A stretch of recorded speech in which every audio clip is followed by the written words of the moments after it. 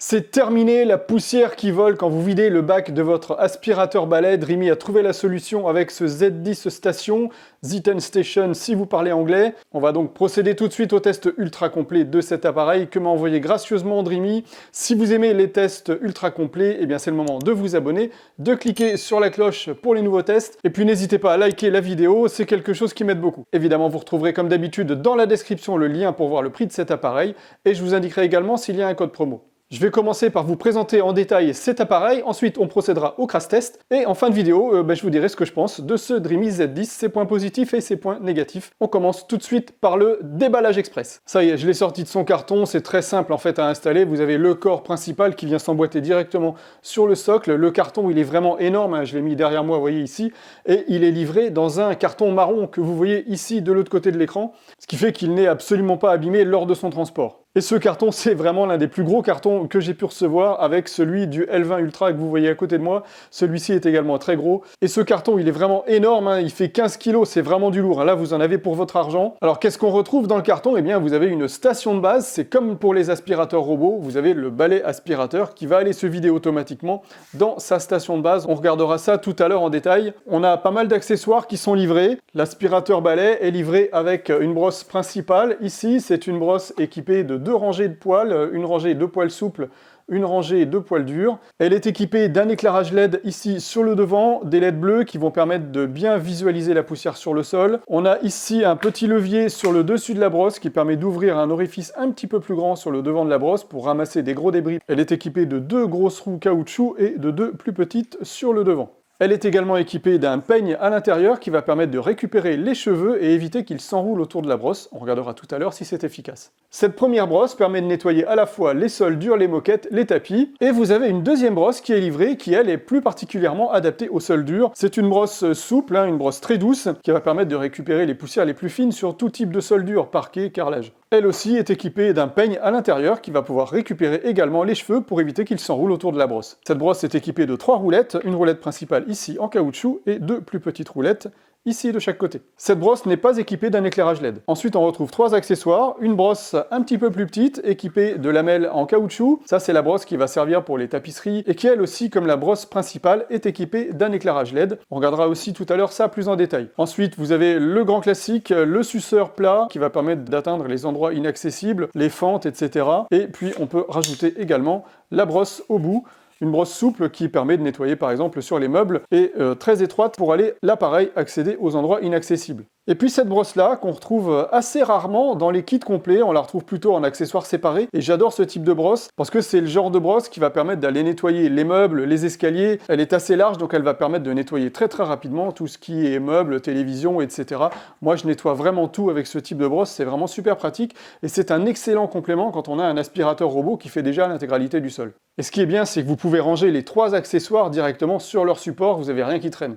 On a évidemment la notice multilangue qui est fournie, il y a évidemment le français comme d'habitude avec Dreamy, et puis on a un sac d'aspirateur de rechange. Alors vous voyez qu'il est très grand, on regardera tout à l'heure dans la base. C'est le sac qui va se positionner donc dans la base et qui va récupérer l'intégralité de la poussière que va ramasser l'aspirateur balai. Donc on a 2 sacs au total, un sac supplémentaire et un autre livré dans la base. Voyons maintenant plus en détail le bloc moteur de ce Z10. Il a un réservoir d'une capacité d'1 demi-litre, 500 ml, ouais, je calcule très bien, c'est génial. Vous avez un moteur brushless de 481 watts et une puissance d'aspiration de 150 RW. On a 3 niveaux de puissance qu'on peut ajuster ici grâce au bouton qui se trouve en bas. L'appareil démarre automatiquement en puissance 2. Si j'appuie une fois, je passe en puissance 1 et si je rappuie une deuxième fois, je vais passer en puissance 3. Et la puissance 3 étant la puissance maximum. Alors pour vous montrer qu'il est ultra puissant, je vais le mettre en puissance maximum.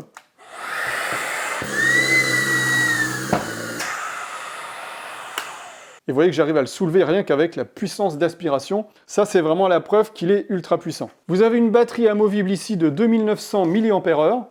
Vous avez 2 modes d'utilisation. Le premier mode, c'est le mode gâchette, comme je l'appelle. Vous restez appuyé sur la gâchette et tant que vous ne relâchez pas, le moteur reste en route. Et si vous relâchez, il va se couper. Et vous avez le deuxième mode, le mode on-off, où quand vous allez appuyer une fois sur la gâchette, il se met en route, et une deuxième fois, il se coupe. Pour passer d'un mode à l'autre, il suffit d'appuyer ici sur le bouton en haut, le petit bouton verrou. Donc là, j'ai allumé l'appareil, vous voyez qu'il n'aspire pas parce que je n'ai pas verrouillé ici. Si je verrouille, Voilà, j'appuie une fois pour mettre en route, une fois pour arrêter. Et si j'enlève le verrou, il faut que je reste appuyé sur le bouton pour que ça aspire. L'afficheur LCD vous indique la puissance d'aspiration. Ici, je suis en puissance 1. Quand j'appuie sur ce bouton, je passe en puissance 3, puis en puissance 2, et je reviens en puissance 1. L'afficheur indique également le niveau de batterie avec son pourcentage. Et on retrouve ici en haut de l'écran le bouton lock qui permet de verrouiller la gâchette pour éviter de rester le doigt dessus quand on aspire. Quand l'aspirateur est en charge, on voit le niveau de batterie affiché avec le voyant vert qui clignote sur la gauche. Et après quelques secondes, cet afficheur s'éteint pour économiser de l'énergie. J'ai mesuré le temps de charge de 0 à 100% à un peu plus de 3h30. L'autonomie annoncée est de 65 minutes. Comme d'habitude, j'ai testé l'autonomie réelle dans les différents modes. L'autonomie en puissance 3 et avec la brosse pour les meubles est de 8 minutes. Alors pourquoi c'est si faible? Parce que les trous de la brosse sont très petits et du coup ça consomme énormément d'énergie. Donc il faudra utiliser cette puissance et cet accessoire vraiment de façon très ponctuelle. Ensuite, j'ai mesuré en puissance 3 avec la brosse motorisée équipée des LED, c'est celle qui consomme le plus d'énergie, et j'ai obtenu un résultat de 12 minutes qui est supérieur donc à l'accessoire passif. Là aussi, il ne faudra pas utiliser cette puissance-là trop fréquemment, mais avec la brosse motorisée, on n'a pas réellement besoin de puissance d'aspiration, puisque le frottement de la brosse sur le sol suffit déjà à décoller la poussière. J'ai donc refait le même test avec la brosse motorisée et la puissance 1, et là j'ai pu obtenir 46 minutes d'autonomie, ce qui est plutôt un très bon résultat et ce qui va permettre de nettoyer évidemment l'intégralité de votre surface sans avoir à recharger entre les deux. Et pour finir, j'ai mis la brosse pour les meubles en puissance 1, et là j'ai pu obtenir une autonomie de 69 minutes, donc 1h09, sachant que l'autonomie constructeur est annoncée à 65 minutes, c'est donc comme ça qu'il a mesuré son autonomie maximum. Il y a un système d'aspiration cyclonique qui permet de filtrer jusqu'à 99,9% des particules de poussière. On peut séparer le réservoir très facilement. Ici, on accède au premier niveau de filtration. Vous avez ce filtre ici qui est lavable sous l'eau. Ici, vous avez le filtre gris multicyclonique. Et ici, à l'intérieur, vous avez encore un autre filtre qu'il suffit de tirer. Vous avez ici un filtre papier qui lui aussi est lavable sous l'eau. Attention, faites bien sécher tout ça avant de le remettre en place. Vous voyez déjà qu'au niveau de l'aspirateur balai, on a un excellent système de filtration. On va regarder ce qu'il en est du côté de la base. On va regarder la base plus en détail maintenant. Voilà, j'ai fait un petit peu de rangement pour vous montrer la base plus en détail. Elle est alimentée par le 220 volts ici. Vous avez la possibilité de faire sortir le fil sur 3 côtés différents. Ici, on n'a malheureusement pas la possibilité de le faire sortir de ce côté-là, je ne sais pas pourquoi. Le balai aspirateur vient s'accrocher directement sur la base. À ce moment-là, il va se mettre automatiquement en charge et vous allez pouvoir le vider en appuyant sur un simple bouton qui se trouve en haut de la base, je vous le montrerai tout à l'heure. On peut choisir de positionner la base aspirateur vers soi, comme ça c'est plus facile quand on veut le prendre et le reposer sur la base. Ou sinon dans l'autre sens, et dans ce cas-là on pourra toujours attraper l'aspirateur, ce sera peut-être un petit peu moins facile, on risque un petit peu de frotter le mur, donc on pourra quand même l'enlever et le remettre. Mais de ce côté-là, c'est peut-être plus esthétique puisqu'on voit moins l'aspirateur en façade. Dans les deux cas, on a toujours nos accessoires qui sont au pied de l'aspirateur et qui sont bien positionnés sur leur support. Donc sur le dessus, c'est là que va venir se loger l'aspirateur et vous avez le petit bouton ici à côté qui permet de lancer l'autovidage. La poussière du balai aspirateur va être donc récoltée par la base et cette poussière va être stockée dans un sac. Pour accéder au sac, il suffit de simplement tirer sur un panneau latéral ici pour l'enlever et on a accès directement au sac à poussière. On sort le sac à poussière comme ceci. Il y a une tirette qui permet de le fermer de manière à ce qu'aucune poussière ne s'échappe, ce qui fait que vous êtes à aucun moment en contact avec la poussière avec cet appareil. C'est pour ça que j'éternue. La base a une puissance de 1050 watts et le sac a une taille de 2,5 litres, ce qui va vous permettre de tenir à peu près 3 mois environ en fonction de la saleté de votre appartement et de si vous avez un animal ou pas évidemment. Je vous mettrai dans la description des liens pour commander des sacs pas chers. Pour les aspirateurs robots, j'arrive à les avoir à peu près 1 € le sac. Je pense que ce sera pareil pour cet aspirateur. Alors on est plutôt dans une ère d'utilisation d'un aspirateur sans sac. Là, vous allez dire, on se retrouve évidemment avec des sacs. Ça a un avantage, ça a un inconvénient. L'inconvénient, évidemment, il faut acheter des sacs. Comme je vous l'ai dit, c'est pas très cher. Mais le gros avantage, c'est que vous n'êtes plus du tout en contact avec la poussière, que ce soit depuis le moment où vous passez l'aspirateur, vous allez le poser sur sa base, il va s'auto-vider dans le sac de la base. Vous n'ouvrez même plus le bac de l'aspirateur. Il n'y a jamais un brin de poussière qui vole. Tout est récupéré très proprement grâce au sac. Et ça ne serait pas le cas si on avait une base avec un récupérateur sans sac. Donc ça, c'est le premier niveau de filtration. Vous avez le sac d'aspirateur qui va filtrer une bonne partie des particules de poussière et les contenir. Vous avez aussi ici un autre filtre qu'il suffit de tirer. C'est le deuxième niveau de filtration. Ce filtre, vous pouvez le laver sous l'eau et évidemment le remettre en place. Donc c'est vraiment très très simple à faire. Et c'est pas fini, vous avez un troisième niveau de filtration, et pour ça on va tourner un petit peu la base. Il se trouve ici sur le devant ou sur l'arrière, ça dépend comment vous allez la positionner contre le mur. Vous avez ici un filtre papier, un filtre EPA, qui va permettre de récupérer tout ce qui est particules vraiment très fines, ce qui fait que quand le balai aspirateur va se vider dans sa base, eh bien ça ne va rejeter aucune particule de poussière à l'extérieur. Allez, je remets le sac en place. La fixation du capot, c'est simplement une fixation magnétique, donc c'est très simple à remettre. Et le gros avantage de cette base, c'est que vous n'avez rien à fixer au mur. La base est simplement posée au sol, et vous accrochez simplement l'aspirateur balai sur sa base, sans avoir besoin de fixer un support mural, et ça c'est bien pour éviter de faire des trous dans la maison. Et je suis sûr que vous avez envie de savoir s'il aspire bien, eh bien on va passer tout de suite aux différents crash tests, et on se retrouve en fin de vidéo, je vous dirai ce que je pense de ce Dreamy Z10 Station, je vous parlerai de ses points positifs, et évidemment de ses points négatifs.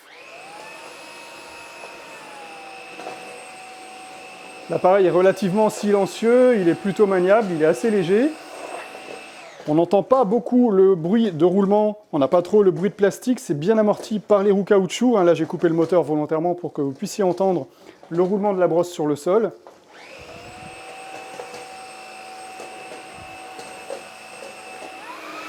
Là je suis en vitesse 3. Vous voyez qu'il reste quand même relativement silencieux, j'arrive quand même à parler sans élever la voix fortement.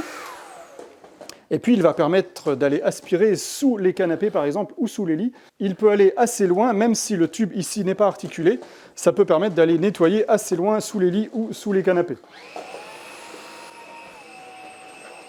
Je vous montre l'articulation de la brosse. La brosse LED permet vraiment de voir la poussière qu'on aspire et de vérifier qu'on a effectivement bien retiré la poussière. C'est vraiment très visuel, on voit vraiment la quantité de poussière sur le sol grâce à cette LED qui éclaire vraiment à ras du sol. La brosse est également parfaite dans les endroits très étroits comme ici dans ma salle de bain.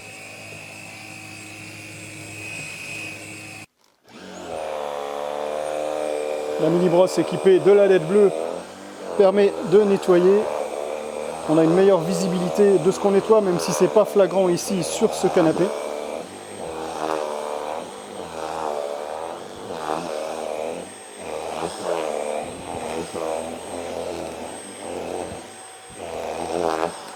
Alors le bruit que vous entendez, c'est le bruit des lamelles caoutchouc qui vient taper contre le tissu. Ça permet vraiment de taper le tissu de manière à en extraire la saleté.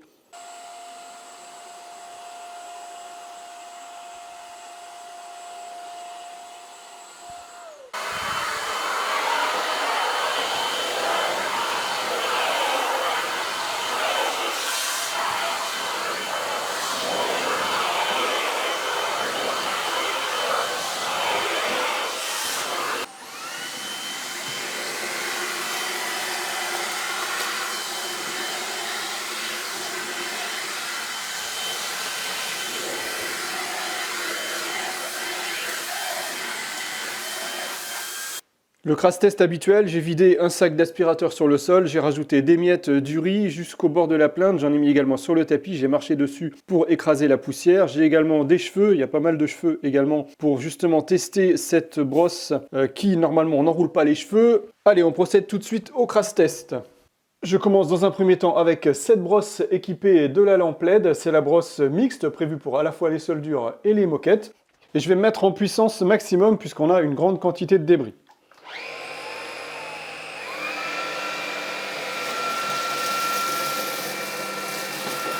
Là, on voit déjà au premier passage qu'on a enlevé une grande partie des débris. Le premier constat, c'est que cette brosse est assez basse et qu'elle arrive en fait à pousser les débris sur le sol, les gros débris, puisque la partie qui est ouverte, c'est ici uniquement au centre. Et ici, on a la brosse qui est très très basse, donc on vient à pousser les débris, vous voyez, qui se retrouvent un petit peu sur le côté. Donc pour finir, je vais être obligé de passer comme ça, de face, pour récupérer ce que j'avais poussé en avant.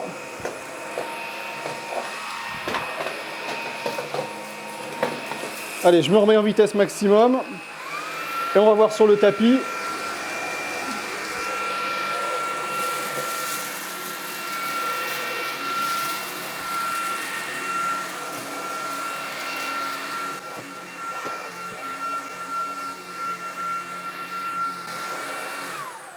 voyez que c'est vraiment super puissant, je suis obligé de maintenir le tapis avec mon pied puisqu'elle aspire vraiment très très fort. Au final, le résultat est nickel, il n'y a vraiment plus rien sur le tapis, plus de débris, un petit grain de riz qui s'est promené ici. Ici, une miette qui a été poussée parce que toujours pareil, la brosse, elle est vraiment très très proche du sol. Alors on va regarder l'état de la brosse après avoir aspiré tous ces débris. Eh bien, c'est sans surprise, hein, il n'y a vraiment aucun cheveu qui est enroulé dans la brosse. Tout a été aspiré par l'aspirateur, donc c'est parfait, il n'y a vraiment rien du tout à ce niveau-là. Évidemment, j'ai bien récupéré ici tous mes débris.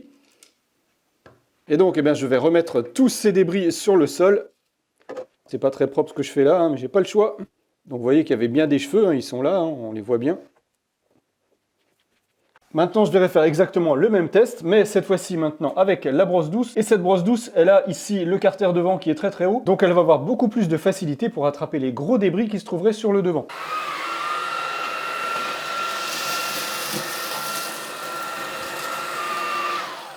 On voit au premier passage effectivement qu'elle a plus de facilité pour attraper les gros débris sur le devant. Elle en a laissé un petit peu sur les plaintes, je vais repasser donc une deuxième fois.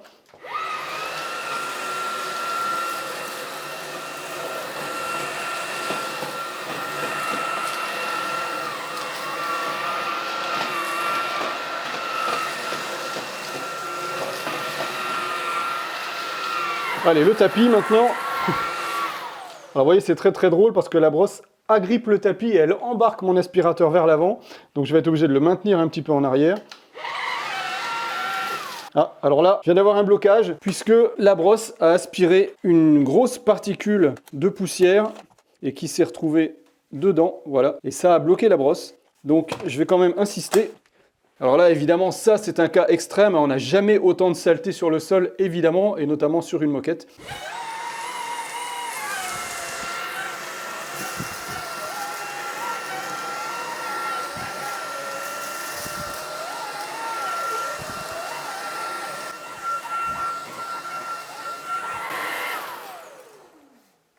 Là encore, on a un résultat parfait. Franchement, je ne vois pas de différence de nettoyage, que ce soit avec la brosse douce ou avec ici la brosse équipée de 2 rangées de poils, 2 textures différentes.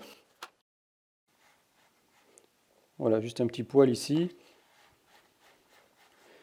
Voilà, bah là, tous les cheveux ont été évidemment aspirés. Il n'y en a pas qui se sont retrouvés enroulés. Donc là aussi, c'est très très bien. Le peigne à l'intérieur fait vraiment son effet pour récupérer les cheveux de manière à ce qu'ils soient aspirés par la bouche d'aspiration ici. Au niveau du tapis, bah, il n'y a vraiment plus rien non plus. Donc qualité de nettoyage, pour moi, équivalent finalement entre les deux brosses. Alors à l'usage, je préférerais plus utiliser cette brosse qui est équipée évidemment des LED, même si bah, en général, on n'aspire jamais de gros débris. On n'a pas besoin que la brosse soit très très haute ici. Si on a des vraiment très gros débris à aspirer, je conseillerais du coup plutôt d'aspirer avec celle-ci, avec cette brosse qui a donc un carter ici sur le devant beaucoup plus haut. Quand vous allez poser l'aspirateur sur sa base, ça va vider automatiquement le contenu du réservoir. Pour ça, il va y avoir une circulation d'air qui va se faire. L'air frais va arriver ici par ce petit clapet caoutchouc. Il va embarquer toute la poussière qui se trouve dans le bac de l'aspirateur. Et comme vous avez posé l'aspirateur sur sa base, eh bien, ça a ouvert automatiquement ce petit clapet ici. Et c'est par là que va être éjectée la poussière et qui va être collectée ensuite par la base. Ensuite, quand vous allez retirer l'aspirateur de la base, eh bien, ça va fermer automatiquement ce clapet. On voit bien ici dans le bac toute la poussière que j'ai récupérée lors de ce crash test.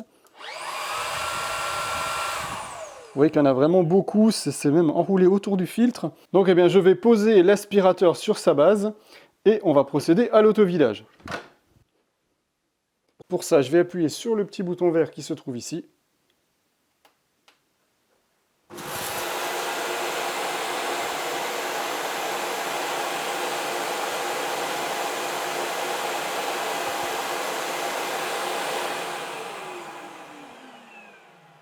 Ça prend une dizaine de secondes. Vous voyez que l'intégralité du réservoir est vidée tout au début de l'aspiration.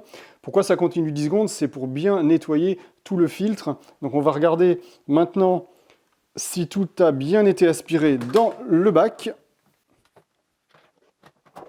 Alors on voit bien que le bac a été intégralement vidé. Le filtre est propre. Il reste juste un cheveu à l'intérieur, je ne sais pas si vous le voyez, qui est légèrement enroulé autour du filtre.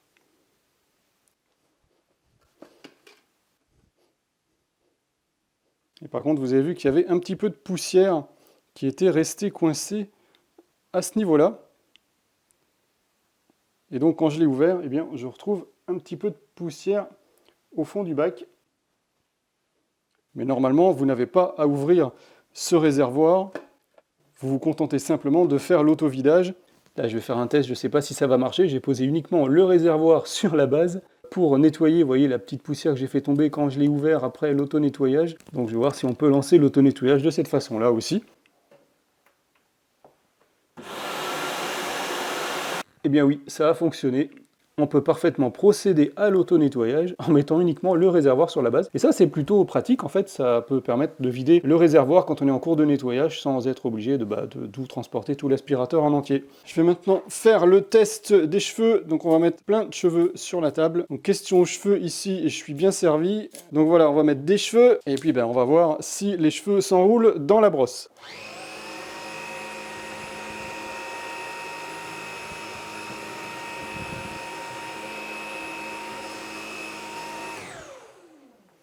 Voilà, c'est terminé.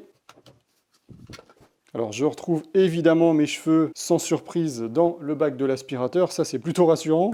Maintenant, on va regarder s'il y a des cheveux à l'intérieur de la brosse.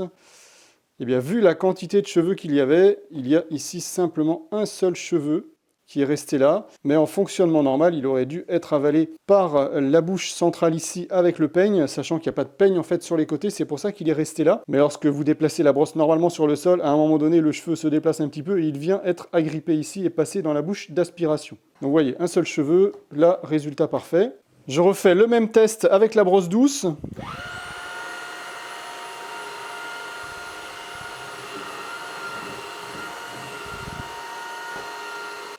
Tout a dû être récupéré déjà. On va vérifier. Et ben voilà, sans surprise, pas un seul cheveu qui s'est trouvé enroulé dans la brosse. Donc là, c'est parfait, tout est passé dans l'aspirateur.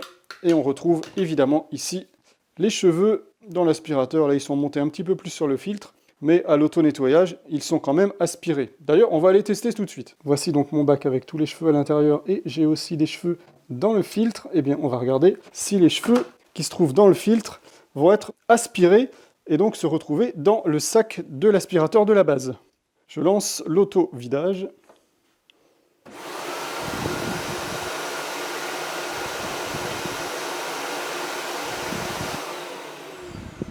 Ça m'a l'air parfait ça, hein. On a vraiment les cheveux qui sont partis. Donc là, on voit bien que tous les cheveux ont été récupérés. J'ai plus rien dans le filtre. J'ai évidemment plus rien dans le bac, mais ça, c'était normal. Donc on voit vraiment que la circulation d'air à l'intérieur du bac permet vraiment aussi de nettoyer le filtre. Il reste quand même un seul cheveu, hein, je ne vais pas vous mentir. On le voit ici, voilà, il y en avait vraiment juste un seul. Donc c'est vraiment pas énorme. Et évidemment, lors du nettoyage suivant, il se répartit évidemment, hein. Alors je vais en profiter pour vous montrer deux choses. C'est ici ce clapet qui permet de faire l'auto-vidage. Vous avez l'air frais qui va rentrer par cette ouverture, qui va circuler dans le réservoir pour être finalement éjecté dans la base en dessous. Et puis vous allez regarder une deuxième chose, c'est ici le filtre. Vous allez voir qu'il va être écrasé vers l'intérieur. Ça veut dire que lors de l'auto-vidage, il y a aussi un auto-nettoyage des filtres, puisqu'on voit vraiment une pression qui vient extraire la poussière du filtre au-dessus, et donc également de toute la grille qui se trouve en dessous. Je vous laisse regarder, je lance l'auto-vidage. On a l'air frais qui rentre ici et le filtre, vous voyez au-dessus, qui a été écrasé lors du démarrage de l'auto-vidage. Et donc la poussière qui se trouvait dans le bac d'aspirateur ici, elle n'a pas disparu, c'est pas de la magie, elle se retrouve dans le sac d'aspirateur intégré dans la base. J'y accède comme ça, et donc je vais vous montrer ce qui a été récupéré. On voit bien toute ma poussière qui se retrouve maintenant au fond du sac. Et donc la grande contenance de ce sac vous permettra de tenir à peu près 3 mois, sauf si évidemment vous avez des animaux de compagnie qui perdent beaucoup de poils, il faudra le remplacer plus fréquemment. Et je vous mets dans la description des liens pour commander des sacs pas chers. Avant de vous dire ce que je pense de ce Z10 Station, si vous avez des questions sur ce test, vous pouvez les poser en partie commentaire, je réponds à tous les commentaires. Je vous mets également le lien de cet appareil dans la description et je vous indiquerai également s'il y a un code promo. Je vais commencer par vous parler des points positifs, il y en a énormément. Le premier gros point positif de cet appareil, c'est que vous n'êtes jamais en contact direct avec la poussière. Vous aspirez, vous posez l'aspirateur sur sa base, il va se vider dans sa base et dans la base, vous avez un sac d'aspirateur, ce qui fait que quand vous récupérez la poussière, là non plus, vous n'êtes pas en contact avec la poussière. Donc ça, c'est le gros point positif, surtout pour les gens qui sont allergiques. Au niveau de l'autonomie, vous avez vu qu'on a 3 puissances différentes, donc si on prévoit d'aspirer longtemps, on va se mettre en puissance faible. Et puis si on a quelque chose à aspirer très rapidement, là on peut tout de suite mettre la puissance maximum, on est sûr de très bien aspirer. Et puis comme on sait qu'on va pas aspirer longtemps, on peut profiter totalement de la puissance de l'appareil. Toujours par rapport à l'autonomie, vous avez vu qu'il revient toujours en puissance 2 quand vous le reposez sur sa base ou alors que vous l'arrêtez pendant un long moment. Ça c'est plutôt pratique parce que ça vous permet d'avoir tout de suite une puissance d'aspiration intermédiaire. Ça vous évite d'aller jouer avec le bouton à chaque fois que vous voulez vous servir de l'aspirateur. Et la puissance 2, c'est vraiment un bon équilibre entre l'autonomie et la puissance d'aspiration. Ce que je trouve pratique au niveau de sa station de base, c'est qu'il n'y a aucune fixation à faire au mur, vous pouvez la poser simplement sur le sol, donc vous pourrez finalement la déplacer dans votre domicile sans pour autant refaire des trous dans les murs. On a également le support qui est fourni, on peut fixer tous les accessoires, sauf la deuxième grosse brosse qu'on ne peut pas fixer sur quelque chose, mais au moins on peut fixer les 3 accessoires, ça évite qu'ils se promènent un petit peu partout, même si j'aurais préféré avoir une base avec un socle complètement intégré et pas avoir ce petit socle séparé. Personnellement, j'aurais préféré avoir tout intégré sur la même base, mais c'est déjà bien qu'on ait ça. Au niveau de la performance d'aspiration, on a vu qu'il aspirait très bien. On n'a pas de cheveux qui restent coincés dans les brosses, et ça c'est génial parce que je déteste aller récupérer les cheveux systématiquement et je suis encore obligé de le faire sur mes aspirateurs robots, mais bientôt on ne sera plus obligé de le faire. Vous en saurez plus si vous vous abonnez à la chaîne. Oui, il faut bien que je cale quelque part mon petit bouton abonné. La brosse principale équipée des LED, elle est vraiment géniale pour voir la poussière sur le sol. On a également une LED sur la petite brosse, ça c'est pas souvent qu'on l'a. En tout cas moi c'est la première fois que je le vois sur la petite brosse tapisserie. Alors sur les tapisseries c'est moins flagrant que sur un sol dur qui est vraiment plat, mais bon elle a l'avantage d'être présente. Surtout pour le prix de l'appareil qui est franchement pas élevé par rapport à tout ce qu'il propose. Mais évidemment il y a eu des concessions de fait pour avoir ce prix là. Notamment vous n'avez pas de détection automatique de la puissance d'aspiration par rapport à la quantité de poussière sur le sol. Vous n'avez pas de synthèse vocale, vous n'avez pas tout un tas de gadgets. Vous avez un appareil parfaitement fonctionnel et utilisable et puissant à un prix vraiment contenu. Il n'y a pas non plus de vidage automatique de la poussière quand vous raccrochez l'appareil sur sa base. Et finalement, ça, je trouve que c'est un point plutôt positif parce que des fois, on va prendre l'aspirateur pour aspirer quelque chose qu'on a renversé. Il n'y a pas énormément de saleté. Ça vaut peut-être pas le coup d'aller vider intégralement le réservoir si c'est juste quelques poussières qu'on a ramassées. Et dans ce cas-là, c'est pas forcément nécessaire de faire un auto-vidage qui va consommer de l'énergie, qui va faire du bruit, etc. Donc c'est bien qu'on puisse choisir le moment où on veut auto-vider son aspirateur dans la base. Concernant la capacité de vidage du réservoir du bac d'aspirateur dans le sac à poussière de la base, je trouve que c'est super performant, notamment par rapport à un appareil que j'ai testé précédemment. On n'a vraiment plus aucun débris qui reste dans l'aspirateur. Tous les cheveux qui sont enroulés autour du filtre, ils sont bien récupérés et aspirés et stockés dans le sac à poussière.